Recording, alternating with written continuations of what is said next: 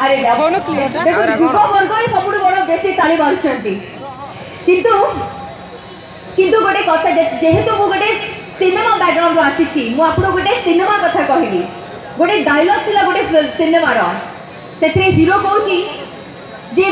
22 तक पढ़ाई 25 तक नौकरी 26 तक छोकरी एवं 30 पे बच्चे सतना बिच किंतु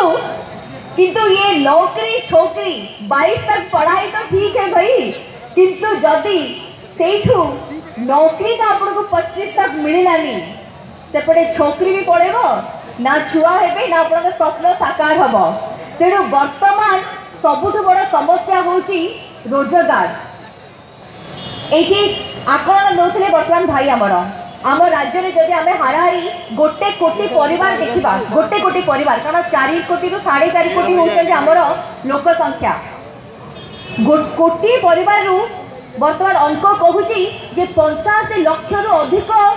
युववर्ग बेकार अच्छा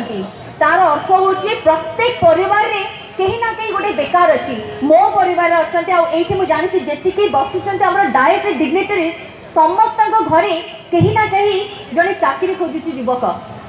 तेणु ये गोटे अद्भुत परिस्थिति आम जदि उचित समय उचित काम न कर देश आगू के बढ़